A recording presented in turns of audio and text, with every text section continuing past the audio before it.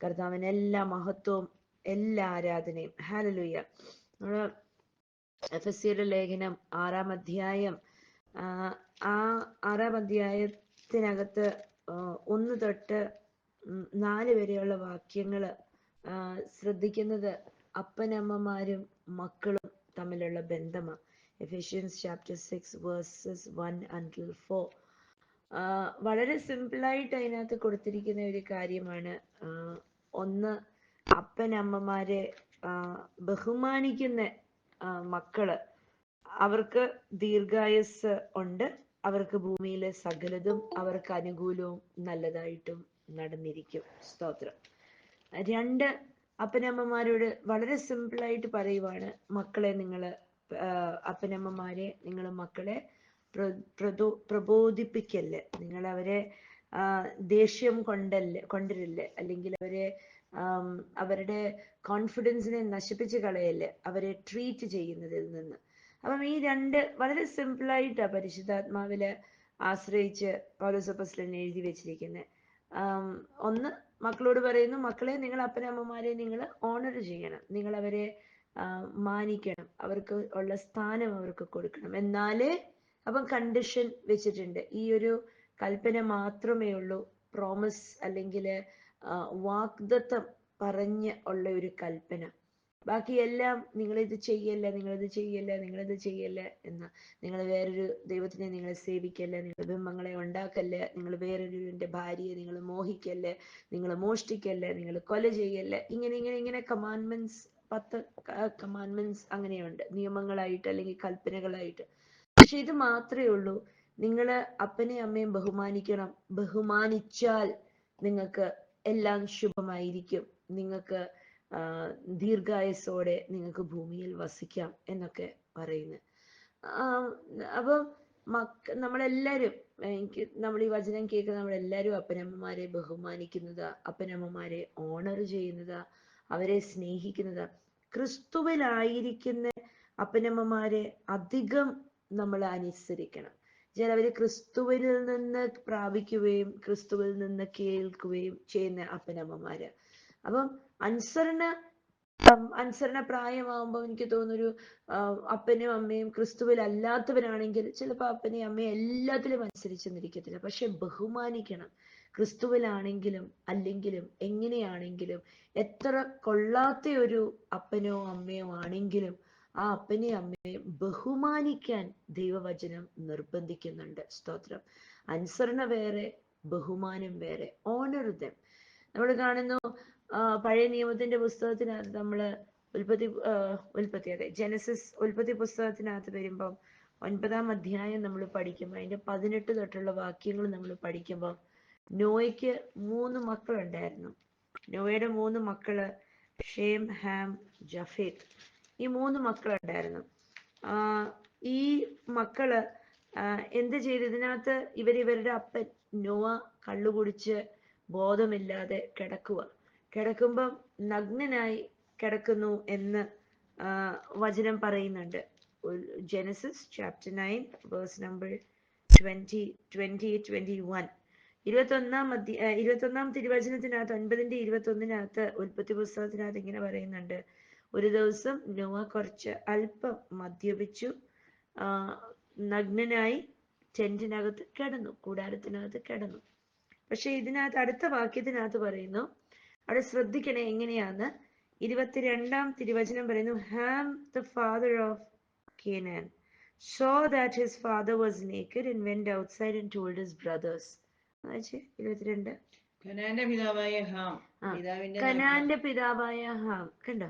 അതിന്റെ തൊട്ട് മുമ്പും അതിന്റെ 18-ാം തിരുവചനത്തിനകത്തും 3 സഹോദരന്മാരെ പരിചയപ്പെടുത്തുന്നുണ്ട്, ഷേം, ഹാം, ജഫേത്ത്. എന്നിട്ട് എടുത്തു പറയുന്നു കനാന്റെ അപ്പനായ ഹാം. പക്ഷെ മറ്റേ 2 സഹോദരന്മാരെ കുറിച്ച് അവരുടെ മക്കളുടെ പേരൊന്നും പറയുന്നില്ല. ഇത് ശ്രദ്ധിച്ച്, ഇതിനകത്ത് വന്നപ്പം ഈ ഹാം എന്ത് ചെയ്തു? ഹാം അപ്പനെ ബഹുമാനിച്ചില്ല, ദൈവസന്നിധിയിൽ ഭയങ്കര തെറ്റ് ചെയ്തു. അപ്പൻ കള്ളുകുടിയനായിരിക്കാം, അപ്പൻ നോവ കള്ളുകുടിയനായിരുന്നെന്നല്ല, പക്ഷെ ഞാൻ പറയുക, ഇന്നത്തെ കാലത്തെ അല്ലെങ്കിൽ ഏതൊരു കാലഘട്ടത്തിനകത്തെ അപ്പനമ്മയെ എടുത്ത് നോക്കിയാൽ അപ്പനോ അമ്മയോ ചിലപ്പം കള്ളുകുടിയനായിരിക്കാം, മോഷ്ടിക്കുന്ന വ്യക്തിയായിരിക്കാം, കള്ളം പറയുന്നതായിരിക്കാം, വഴക്കാളിയായിരിക്കാം, സകലതും ദൂർത്തടിച്ച് നശിപ്പിക്കുന്ന വ്യക്തിയായിരിക്കാം, എങ്ങനെ വേണമെങ്കിലും ആയിക്കോട്ടെ. പക്ഷേ അപ്പനെ ബഹുമാനിക്കണം എന്ന് ഒരു വാക്യം കിടപ്പുണ്ട്, ശ്രദ്ധിക്കണം. അനുസരിക്കുവാന്നല്ല കൽപ്പന പറഞ്ഞത്, ബഹുമാനിക്കുവാന്ന കൽപ്പന പറഞ്ഞത്.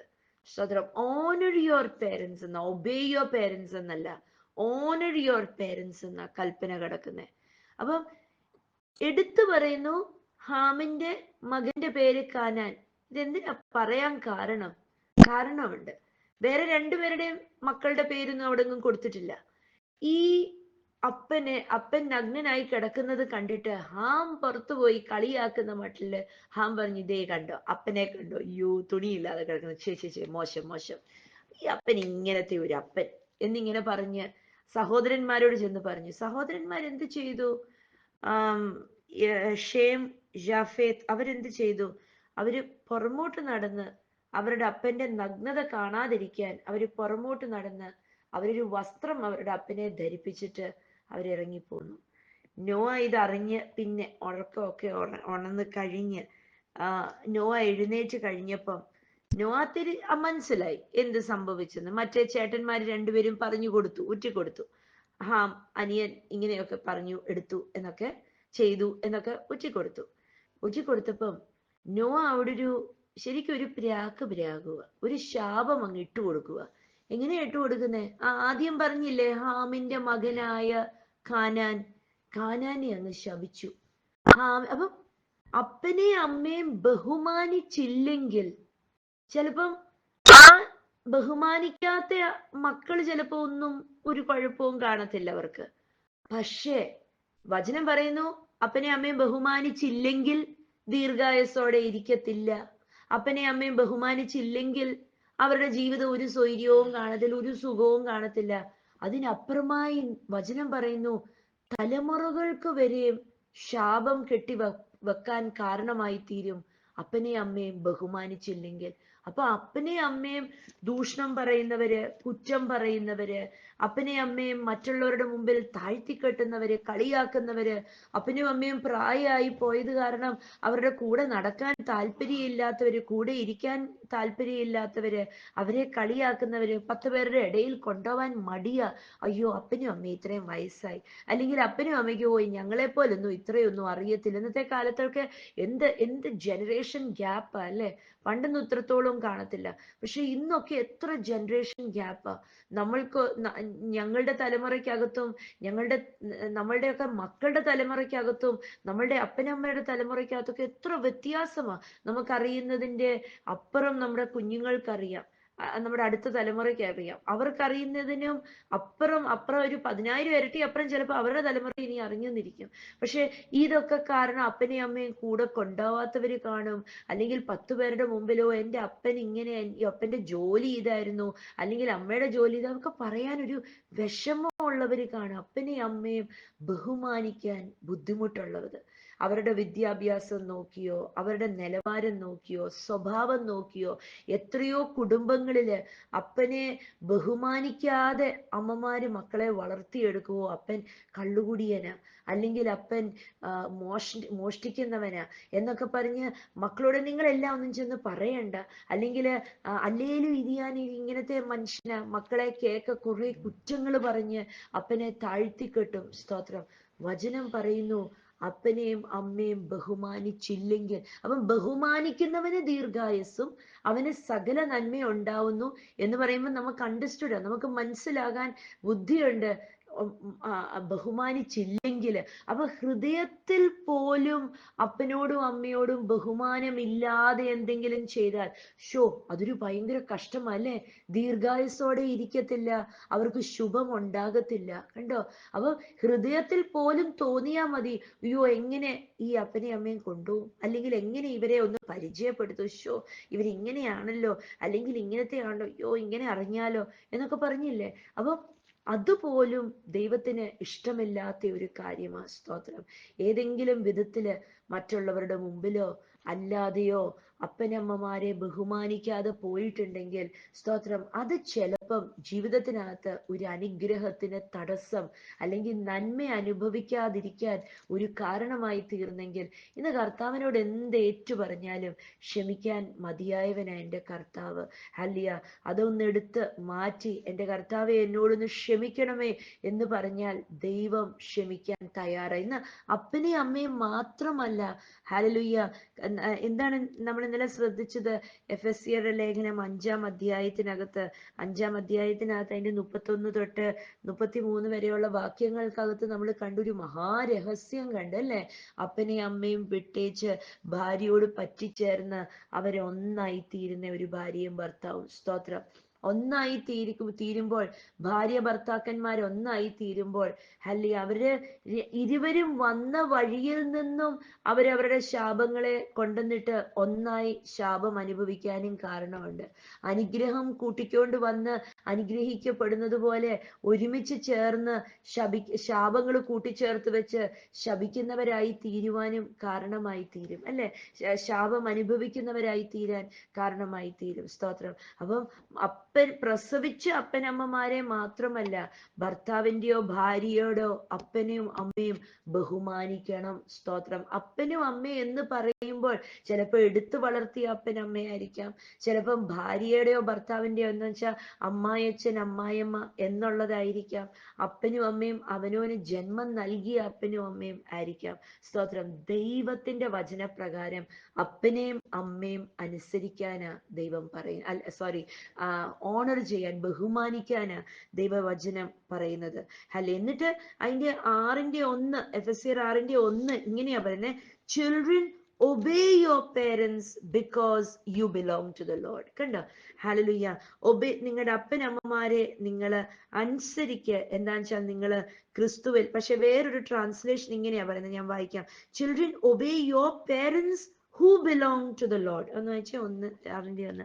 മക്കളെ, നിങ്ങളുടെ അമ്മയപ്പന്മാരെ കർത്താവിൽ അനുസരിപ്പിൻ, അത് ന്യായമല്ലോ. കർത്താവിൽ അനുസരിച്ച്. പക്ഷെ വേറൊരു ട്രാൻസ്ലേഷൻ ഇങ്ങനെയാ പറയുന്നത്: ക്രിസ്തുവിലായിരിക്കുന്ന അപ്പനമ്മമാരെ നിങ്ങൾ അനുസരിപ്പിൻ. ഹല്ലേലൂയ. അപ്പം എന്താ വെച്ചാൽ അത് പറയാൻ കാരണമുണ്ട്.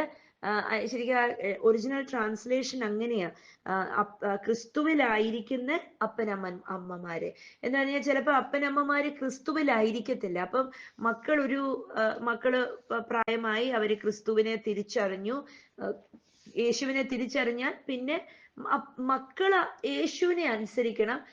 പക്ഷെ ക്രിസ്തുവിലാകാത്ത അപ്പനെയും അമ്മയും ബഹുമാനിക്കണം. അവരെ എല്ലാത്തിലും അനുസരിക്കണമെന്നില്ല. ചിലപ്പോൾ അപ്പനമ്മമാര് പറയോ, നീ ഇങ്ങനെ ചിലപ്പോൾ സത്യ ആരാധനയ്ക്ക് പോകും. അങ്ങനെ ഒരുപാട് കുടുംബങ്ങൾക്കകത്ത് വിഷയങ്ങൾ കാണും, അല്ലെ? ഫോർ എക്സാമ്പിൾ, നീ ആത്മാവിലും സത്യത്തിലുള്ള ആരാധന അപ്പനും അമ്മയും പറയും, നീ അതിന് പോവല്ലേ, അല്ലെങ്കിൽ കളിയാക്കും. ചില അപ്പനമ്മമാര് മക്കളെ ദൈവത്തിനെ കളിയാക്കും. അത് കേട്ട് വളരുന്ന മക്കളൊക്കെ കാണും. പക്ഷെ ക്രിസ്തുവിലായ മക്കള് അത് കേൾക്കണമെന്നില്ല. പക്ഷെ അപ്പനെ അമ്മയും ബഹുമാനിക്കണമെന്ന് നിർബന്ധ. ക്രിസ്തുവിലാകാത്ത അപ്പനമ്മമാരെ ആയത് കാരണം ഇനി അവരെ അന്വേഷിക്കത്തില്ല, അങ്ങനെയൊന്നുമില്ല. അവരെ അന്വേഷിക്കണം, അവർക്ക് വേണ്ടത് കൊടുക്കണം, അവർക്ക് സ്നേഹം കൊടുക്കണം, അവർക്ക് ബഹുമാനം കൊടുക്കണം. എന്നാലേ ജീവിതകാലം മൊത്തം സ്വസ്ഥത അനുഭവിക്കാൻ പറ്റത്തുള്ളൂ, നന്മ അനുഭവിക്കാൻ പറ്റത്തുള്ളൂ. എത്രയോ കുടുംബങ്ങളില് അപ്പനമ്മമാരുടെ കയ്യിൽ നിന്ന് വലിയ തിക്താനുഭവം ഒക്കെ അനുഭവിച്ച മക്കള് കാണും. വളർന്ന കാലത്തോ അല്ലെങ്കിൽ പ്രായമായ കാലത്തോ അല്ലെങ്കിൽ വേറെ പല വിഷയത്താലോ അപ്പനും അമ്മയും തള്ളിക്കളഞ്ഞവര് കാണും, കുറ്റപ്പെടുത്തിയവര് കാണും, ക്രിസ്തുവിലായെന്ന് പറഞ്ഞ് തള്ളിക്കളഞ്ഞവര് കാണും, അല്ലാതെ പലത് കാണും, അല്ലെ? അപ്പനമ്മമാര് എത്ര അധ്വാനിച്ചെങ്കിലും അപ്പനമ്മമാര് പറഞ്ഞവര് കാണും, നീ എന്തോ ചെയ്തു തന്നു, അല്ലെങ്കിൽ നീ എന്തോ കാണിച്ചു, അല്ലെങ്കിൽ നീ എന്ത് ഞങ്ങൾക്ക് തന്നു എന്നൊക്കെ പറഞ്ഞവര് കാണും. പല വിധത്തിൽ പറയുന്ന അപ്പനമ്മമാര് കാണും. ഹല്ലേലൂയ. പക്ഷെ അവരെന്ത് പറഞ്ഞാലും എന്തെടുത്താലും, അവര് തന്നാലും തന്നില്ലേലും, അവര് സ്നേഹിച്ചാലും സ്നേഹിച്ചില്ലേലും, അവരെ ബഹുമാനിക്കാൻ ദൈവ നാമത്തില് ഓരോ മക്കൾക്കും ഹല്ലേലൂയ റെസ്പോൺസിബിലിറ്റി ഉണ്ട്, ഉത്തരവാദിത്വമുണ്ട്. അതിനോടൊപ്പം ഈ 3-4 വാക്യങ്ങൾക്കകത്ത് തിരുവചനം ഇങ്ങനെ പറയുന്നു, അപ്പനമ്മമാരോട് പറയുന്നു. 4 വായിച്ച്: അപ്പന്മാരെ, പിതാക്കന്മാരെ, നിങ്ങളുടെ മക്കളെ പ്രലോഭിപ്പിക്കാതെ കർത്താവിന്റെ ബാലശീലയിലും ബാലശിക്ഷയിലും ബാലശിക്ഷയിലും പ്രത്യോപദേശത്തിലും പ്രത്യോപദേശത്തിലും പോറ്റി വളർത്തുക. പോറ്റി വളർത്തുക. അപ്പം അപ്പനമ്മമാരായ നമുക്കും ഒരു ഉത്തരവാദിത്വമുണ്ട്. എങ്ങനെയാ? മക്കളെ വഴക്ക് പറയുവാണെങ്കിൽ വായി വരുന്നയൊക്കെ നീ ഒന്നും കൊള്ളാതെ, അല്ലെങ്കിൽ നീ ഒന്നും ഗതി പിടിക്കത്തില്ലടാ എന്നൊന്നും പറയാതെ, അല്ലെങ്കിൽ നീ എങ്ങനെ അനുഭവിക്കും, നീ ഇങ്ങനെ ചെയ്താണല്ലോ നിനക്ക് ഇങ്ങനെ സംഭവിക്കും എന്നൊന്നും അല്ല മക്കളെ പറയണ്ടേ. കർത്താവിന്റെ വചനം കിടക്കുന്നുണ്ടോ?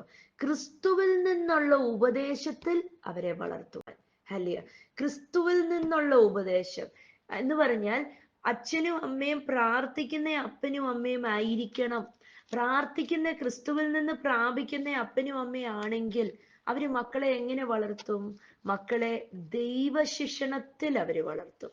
എന്ന് പറഞ്ഞാൽ അവര് മക്കളെ ശാസിക്കുമ്പോൾ ദൈവവചനത്തിൽ നിന്ന് ആശ്രയിച്ച്, അല്ലെങ്കിൽ ക്രിസ്തുവിൽ നിന്ന് ഉള്ള സ്നേഹത്തിൽ അവരെ ശകാരിക്കും. അവരെ ഹൃദയം തകർന്നു പോകുന്ന വണ്ണം, മനസ്സ് തകർന്ന് അവരുടെ കോൺഫിഡൻസ് നശിപ്പിക്കുന്ന വിധത്തില് അവരെ ശകാരിക്കത്തില്ല. ലോകത്തിലുള്ള അപ്പനമ്മമാര്, ക്രിസ്തുവിനെ അറിയാത്ത അപ്പനമ്മമാര് മക്കളെ ശകാരിച്ച് അവരുടെ ഉള്ള് കീറി മുറിച്ച് നൊമ്പരപ്പെടുത്തുന്ന വിധത്തിൽ അവരെ ശകാരിക്കും. പക്ഷേ ക്രിസ്തുവിലായിരിക്കുന്ന അപ്പനമ്മമാരെ ശ്രദ്ധിച്ചു പഠിക്കണം. അവര് സ്നേഹത്തോടെയും അവർക്കൊരു നിയന്ത്രണമുണ്ട്, ഒരു ആത്മീയ നിയന്ത്രണമുണ്ട്. പ്രാർത്ഥനയോടെയും അവർ മക്കൾക്ക് വേണ്ടി ഉപവസിക്കും. ഒരു ആഴ്ചയിൽ ഒരു ദിവസമെങ്കിലും, ഒരു നേരമെങ്കിലും അവരുടെ മക്കളെ ഓർത്ത് ആഹാരം വെടിഞ്ഞ് ക്രിസ്തുവിൽ ആശ്രയിച്ച് അവർ പ്രാർത്ഥിക്കും. സ്തോത്രം. മക്കളെ ക്രിസ്തുവിൽ നിന്ന് കിട്ടുന്ന ഉപദേശപ്രകാരം മക്കളെ നയിക്കും. ആ മക്കൾക്ക് എങ്ങും ഓടി നടക്കണ്ട, അയ്യോ ഞാൻ ഭാവിയിൽ എന്ത് പഠിക്കണം, ആരോടും ചോദിച്ച് നടക്കണ്ട. അവരുടെ കുടുംബത്തിനകത്ത് മക്കളും അപ്പനും അമ്മയും പ്രാർത്ഥനയോടെ അവര് കൈകാര്യം ചെയ്യും. മക്കൾ എന്ത് പഠിക്കണം, മക്കൾ എവിടെ പോകണം, ആരെ കല്യാണം കഴിക്കണം, എങ്ങനെ ജീവിക്കണം. അവരുടെ കുടുംബത്തിനകത്ത് ഒരു വലിയ സ്വസ്ഥത പ്രവേശിക്കും. ഹല്ലേലൂയ. മക്കളെ നയിക്കുവാനായിട്ട് അപ്പനമ്മമാർക്ക് ദൈവം കൃപ നൽകും. മക്കളെ വെറുതെ ഇട്ട് അവരെ കുറ്റപ്പെടുത്തി, അവരെ ശപിച്ച് പ്രാഗി, നീ കണ്ടോടാ അയൽവക്കത്ത് താണ്ട് അവര് എന്ത് മിടുക്കനായിട്ട് ആ മോൻ പഠിക്കുന്നത്, നീയോ നിനക്കൊന്നും ഒരു ബുദ്ധിയുമില്ല, എത്ര പഠിപ്പിച്ചാലും നിനക്കൊന്നും ഒരു കാര്യവുമില്ല എന്നല്ല മക്കളോട് പറയേണ്ടത്. സ്തോത്രം. എൻ്റെ മക്കള് ലോകത്തിൽ ഉന്നതരും ക്രിസ്തുയേശുവിൽ പ്രശസ്തരുമായി തീരുവ തന്നെ ചെയ്യും. തിരുവചനം യെശയ്യാവിന്റെ 54, ഐസയ ചാപ്റ്റർ നമ്പർ 54, അതിനകത്ത് 13-ാം തിരുവചനത്തിനകത്ത് ദൈവം ഒരു വാഗ്ദത്തം പറയുന്നുണ്ട്. ദൈവം പറയുന്ന ഒരു വാഗ്ദത്തം ഇതാണ്: I will teach all your children and they will enjoy great peace. ഞാൻ നിന്റെ മക്കളെ ഉപദേശിക്കും, പഠിപ്പിക്കും, എന്നിട്ട് അവരുടെ സമാധാനമോ വലുത്. എന്ന് വായിച്ചേ 54:13. നിന്റെ മക്കളെല്ലാവരും യഹോവയാൽ ഉപദേശിക്കപ്പെട്ടവരും. നിന്റെ മക്കളെല്ലാരും. അപ്പൊ യഹോവയാൽ ഉപദേശിക്കപ്പെട്ടവർ. ഒരു 5 വയസ്സായ ഒരു കുഞ്ഞിന് യഹോവയാൽ ഉപദേശിക്കപ്പെടാൻ എങ്ങനെ സാധിക്കും? അല്ലെ? അപ്പനെ അമ്മയും ദൈവം ഉപദേശിക്കും. ആ ഉപദേശം അപ്പനും അമ്മയ്ക്കും മക്കളുടെ കയ്യിലോട്ട് കൈമാറാൻ പറ്റും. സ്തോത്രം. ഒരു പ്രാർത്ഥന അന്തരീക്ഷത്തിൽ വളരുന്ന കുഞ്ഞുങ്ങളെ ഒന്ന് ശ്രദ്ധിച്ചേ. അവർ ലോകത്തിലുള്ള കുഞ്ഞുങ്ങളെ പോലെയല്ല, അല്ലെങ്കിൽ ലോകത്ത് നടക്കുന്ന ജഡത്തിൽ നടക്കുന്ന അപ്പനമ്മമാരുടെ മക്കളെ പോലല്ല. ഒരു നല്ല അച്ചടക്കമുള്ള പ്രാർത്ഥനാ ജീവിതമുള്ള കുടുംബത്തിൽ വളരുന്ന മക്കളുടെ ജീവിതം വളരെ സ്വച്ഛതയുള്ളതായിരിക്കും. അവരെ കുറിച്ചൊന്നും നമ്മൾ കേൾക്കത്തില്ല, അയ്യോ ഡിപ്രഷനായി പോയി, അല്ലെങ്കിൽ അതായിപ്പോയി, ഇതായിപ്പോയി, വഴിതെറ്റിപ്പോയി, പഠിച്ചില്ല, തെക്കും വടക്കും നടന്നു, അനുസരിച്ചില്ല, ഇതൊന്നും കേൾക്കത്തില്ല. എന്താണെന്നറിയോ? അപ്പനും അമ്മയും ചില കുടുംബങ്ങൾക്കകത്ത് ആരെങ്കിലും ഒരാളെ പ്രാർത്ഥനയുള്ളതായിരിക്കത്തുള്ളൂ. പക്ഷെ വചനം കൊരിന്ത്യരുടെ ലേഖനം പഠിക്കുമ്പോൾ അതിനകത്ത് വചനം പറയുന്നു, മതി, ഒരാൾ കർത്താവിനെ അറിഞ്ഞാൽ മതി, നിങ്ങളുടെ മക്കളും ഹോളിയായി തീരും. ഭാര്യമാരോട് പറയുന്നുണ്ട്, ഭാര്യമാരെ നിങ്ങളാണോ കർത്താവിനെ അറിഞ്ഞത്? മതി.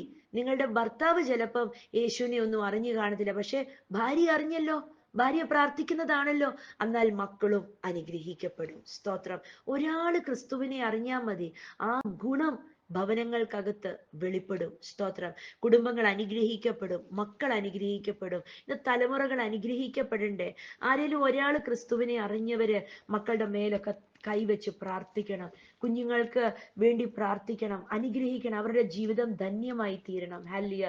ഇന്ന് നമ്മൾ എത്ര പ്രായമായാലും നമ്മളൊക്കെ അപ്പനമ്മമാരുള്ളവരാ, അപ്പനമ്മമാരുള്ള കുടുംബങ്ങളിൽ വളർന്നതാ. ഇന്ന് എവിടെയെങ്കിലും ഒക്കെ അപ്പനമ്മമാരെ ബഹുമാനിക്കാൻ വിട്ടുപോയെങ്കിൽ, അവരെ കുറിച്ച് വേണ്ടാത്തതൊന്ന് ഹൃദയത്തിലൊന്ന് മുളച്ചു വന്നെങ്കിൽ, ഇന്ന് അതിനെയൊക്കെ വെട്ടിമാറ്റിയിട്ട് കർത്താവിനോട് പറയണം, കർത്താവെ എന്നോടൊന്ന് ക്ഷമിക്കണം. പ്രത്യേകമായി അപ്പനെ, ചിലപ്പോൾ മിണ്ടാത്ത അപ്പനും അമ്മയായിരിക്കും, അല്ലെങ്കിൽ അമ്മായച്ചനും അമ്മായിമ്മയായിരിക്കും. വിളിച്ചാൽ പോലും മിണ്ടത്തില്ല. സാരമില്ല, വിളിക്കണം, ചിരിച്ചോണ്ടിരിക്കണം, സ്നേഹിച്ചോണ്ടിരിക്കണം, പറഞ്ഞുകൊണ്ടിരിക്കണം. സ്തോത്രം. അനുഗ്രഹം അനുഭവിക്കണ്ടേ, ദീർഘായുസോടെ ഭൂമിയിൽ വസിക്കണ്ടേ, സകലതും നന്മയായി തീരണ്ടേ, അവനോന് ജനിക്കുന്ന കുഞ്ഞുങ്ങളൊക്കെ നല്ലതായി ജീവിക്കണ്ടേ. കണ്ടോ, ഉൽപ്പത്തി പുസ്തകത്തിനകത്ത് അപ്പൻ ചെയ്ത കുറ്റമാ, പക്ഷെ തുടക്കം തൊട്ടേ പറയുന്നുണ്ട്, ഹാമിന്റെ മകനായ കാനാൻ, ഹാമിന്റെ മകനായ കാനാൻ അല്ലെ. എന്നിട്ട് കാനാനെയാ നോവ ശപിക്കുന്നത്, ഹാമിനെ ശപിച്ചില്ല, കാനാനെയാ ശപിക്കുന്നത്. ചിലയിടത്തൊക്കെ നമ്മൾ ചില തലമുറകളിലൊക്കെ അപ്പനും അമ്മയ്ക്കും ഒന്നും ഒരു കുഴപ്പവും കാണില്ല, മക്കള് വട്ടം കറങ്ങി അവരുടെ ജീവിതം ഒന്നും ഒരു സ്വൈര്യവും കാണത്തില്ല, ഒരു സ്വസ്ഥതയും കാണത്തില്ല. വേര് ചിലപ്പം തപ്പിപ്പോകുമ്പം പരിശുദ്ധാത്മാവ് ചിലപ്പം വെളിപ്പെടുത്തും, അപ്പനെയും അമ്മയും ബഹുമാനിക്കാതെ, ഉൾക്കൊള്ളാതെയും സ്നേഹം കൊടുക്കാതെ, അപ്പനും അമ്മയ്ക്കും വെള്ളവും കൊടുക്കാതെ ഒക്കെ ഇട്ടതിന്റെ ഫലമാ. അവനവന്റെ ജീവിതത്തിനകത്ത് കുഴപ്പം കാണത്തില്ല, പക്ഷെ മക്കളുടെ ജീവിതം വന്നപ്പം വെറും ഗതിയില്ലാത്തതായി പോയി. മക്കളെ കുറിച്ചൊക്കെ ദൈവം ഭയങ്കര അനുഗ്രഹങ്ങളാ പറയുന്നത്. യെശയ്യാവിന്റെ 49-ാം അധ്യായം നമ്മൾ പഠിക്കുമ്പോഴൊക്കെ മക്കളെ കുറിച്ചൊരു ഒറ്റ വാക്യം ഞാൻ എടുക്കാം. യെശയ്യാവിന്റെ 49:18 ഒന്ന് വായിച്ച്. 18ന്റെ ഒടുവില്, as surely as I live says the Lord, they എന്ന് പറഞ്ഞാൽ നിങ്ങളുടെ children will be like jewels or bridal ornaments for you to display. ഒന്ന് വായിച്ച്. നീ അവരെയൊക്കെയും ആഭരണം പോലെ അണിയുകയും ഒരു മണവാട്ടിക്ക് എന്ന പോലെ അവർ നിനക്ക് അലങ്കാരമായി തീരുകയും ചെയ്യും. ആരെക്കുറിച്ചാണെന്നറിയോ? മക്കളെ കുറിച്ചാ, നിങ്ങളുടെ മക്കളെ കുറിച്ചാ. അപ്പൊ മക്കളെ എങ്ങനെയാ ദൈവം ഉദ്ദേശിക്കുന്നത്? നമുക്കുണ്ടാവുന്ന കുഞ്ഞുങ്ങളെയൊക്കെ ദൈവത്തിന് ഒരു വിവാഹ വസ്ത്രത്തിന്റെ മേൽ അണിയിക്കുന്ന മുത്തുക്കളെ പോലെയും, കണ്ടോ, ജുവൽസ് ഓർ ബ്രൈഡൽ ഓർണമെന്റ്സ്, ഒരു മണവാട്ടി ഇടുന്ന ആഭരണം പോലെ. മണവാട്ടി ഇടുന്ന ആഭരണം സാധാരണക്കാരിടുന്ന ആഭരണം അല്ല, അല്ലെ? അതിനൊരു പ്രത്യേകതയുണ്ട്. വെഡിങ് ഓർണമെന്റ്സ് എന്ന് പറഞ്ഞ ജ്വല്ലറി സ്റ്റോറുകളിലും വിൽക്കുന്നത് ജ്വല്ലറി, എന്താ, വെഡിങ് ജ്വല്ലറി അല്ലെ, വെഡിങ് ജ്വല്ലറി. അപ്പൊ മോതിരത്തിനൊരു പ്രത്യേകതയുണ്ട്, ഇടുന്ന ആഭരണങ്ങൾക്കൊക്കെ മാലയായിട്ടും വളയ്ക്കായിട്ടും നെക്ലസിനും ഒക്കെ നെറ്റിയിൽ ഇടുന്നതും അരയിൽ കെട്ടുന്നതും ഒക്കെ അതിനൊക്കെ ഒരു പ്രത്യേകതയുണ്ട്. അത് സാധാരണ മനുഷ്യര് ഇട്ടോണ്ട് നടക്കത്തില്ല. നമ്മളൊക്കെ നമ്മുടെയൊക്കെ വിവാഹ ആഭരണങ്ങളൊക്കെ എന്നും നമ്മൾ എടുത്തിട്ടോണ്ടാണോ നടക്കുന്നത്? അതൊക്കെ മിണ്ടാതെ ലോക്കറിനകത്ത് എവിടെയെങ്കിലും വെച്ചിരിക്കുക. അതൊന്നും സ്ഥിരം ഇടത്തില്ല അങ്ങനെയൊന്നും. എന്താ, അതൊക്കെ അടുത്ത തലമുറയ്ക്ക് അങ്ങോട്ട് പാസ് ചെയ്ത് കൊടുക്കും. അപ്പൊ എന്താ, അത് മറ്റുള്ളവർ കാണുമ്പോൾ it is unique, it is so honourable. തിരുവചനം പറയുന്നു, നിങ്ങളുടെ മക്കളെ ദൈവത്തിന്റെ ഉദ്ദേശം ഇങ്ങനെ ആക്കാനാ. ഹല്ലേലൂയ.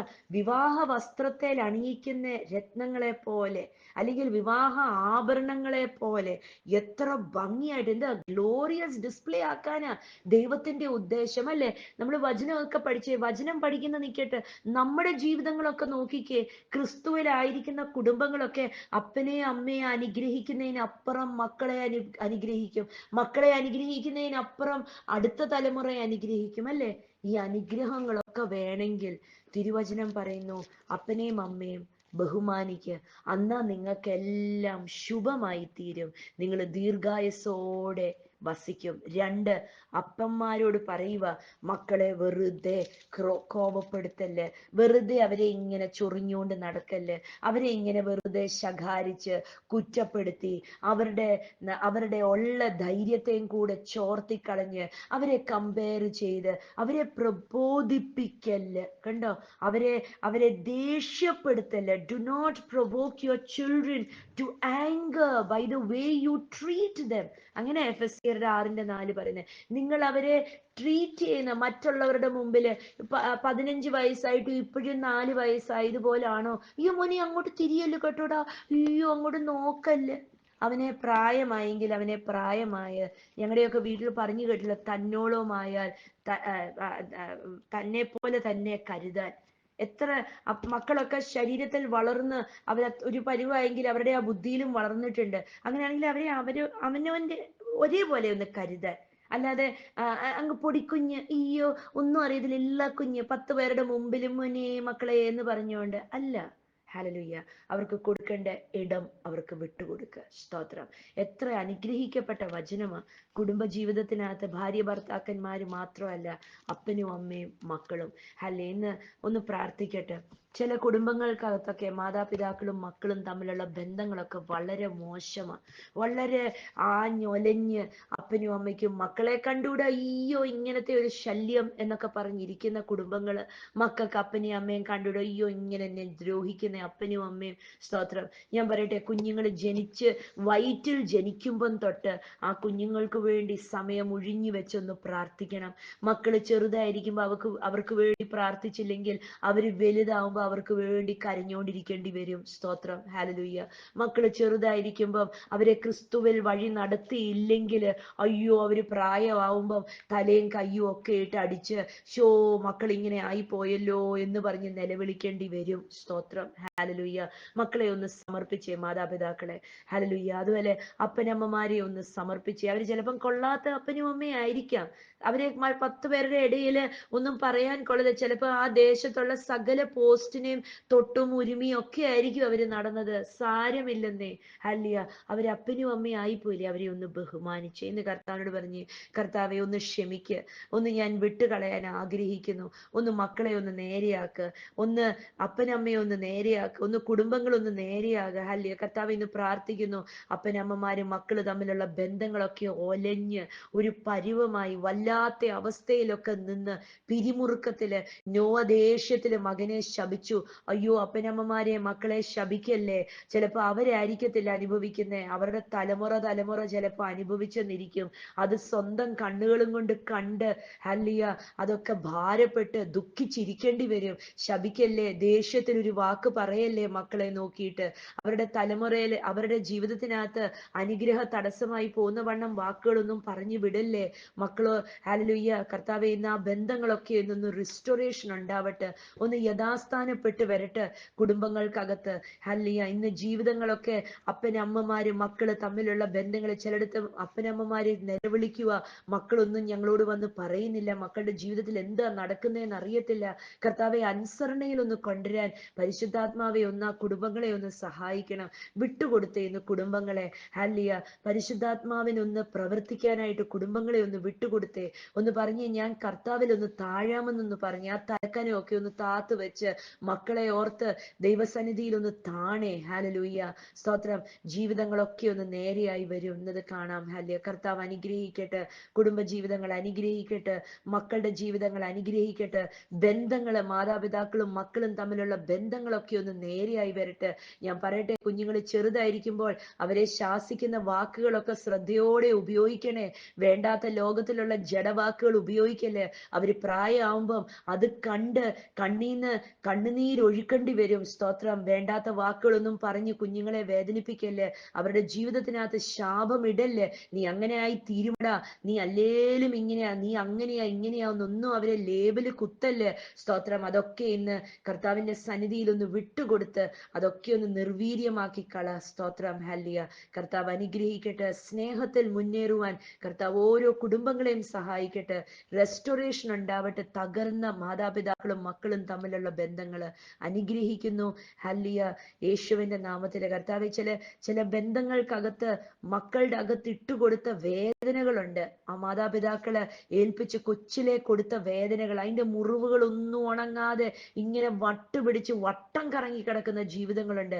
കർത്താവെ, ഇന്ന് ആ ജീവിതങ്ങളൊക്കെ ഒന്ന് റെസ്റ്റോർഡ് ആവട്ടെ, ഒന്ന് റെസ്റ്റോറേഷൻ സംഭവിക്കട്ടെ.